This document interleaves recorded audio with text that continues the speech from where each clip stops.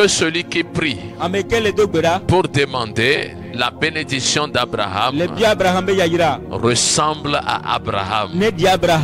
Que celui qui prie de porter la bénédiction d'Isaac ressemble à Isaac. Que celui qui veut marcher comme Moïse ressemble à Moïse. Que celui qui veut marcher comme Jésus-Christ ressemble à Jésus. Que celui qui veut prospérer comme Gaius ressemble à Gaius. Celui qui ressemble à Abraham doit être prêt à tout abandonner pour Dieu. Celui qui veut ressembler à Joseph doit être prêt d'aller en Égypte et d'être intègre. Et d'être comment? Intègre. Il a porté Gaius mais prospérité. Pour porter la prospérité de Gaius, doit être prêt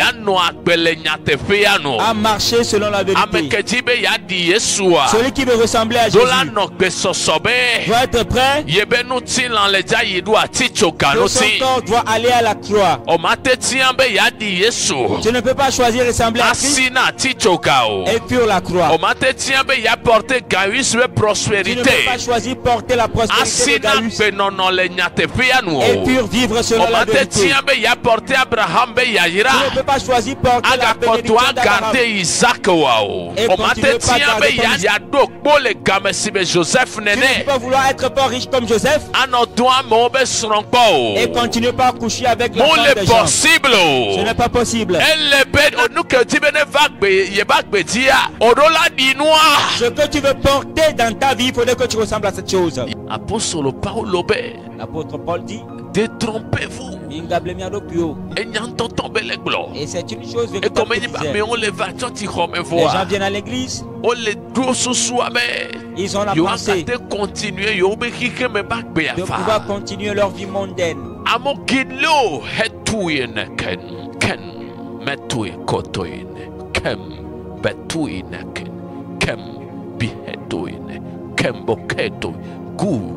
Il y en a.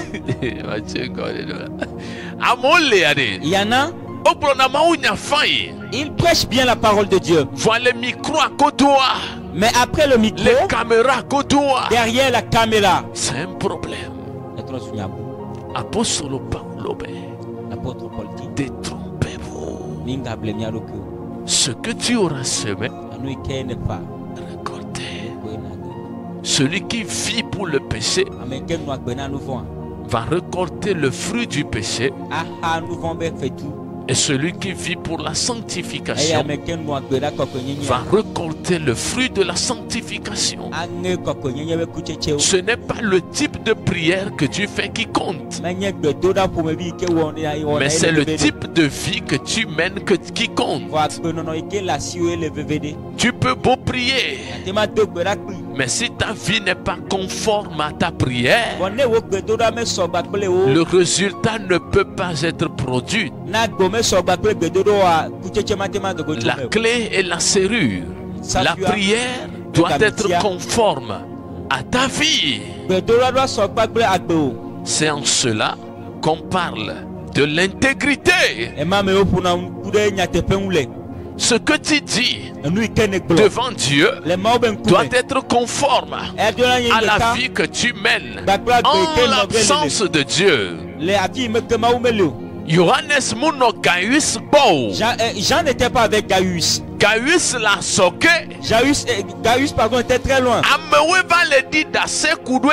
Et c'est des gens qui étaient venus rendre témoignage à son sujet. À Jean, Gaius a une très bonne manière de vivre. Donc Jean a écrit une lettre à Gaius en disant: Malgré qu'il n'est pas auprès de lui, il continue toujours pas à le craindre. Il continue toujours pas à être un fils. Il continue toujours pas à garder la parole.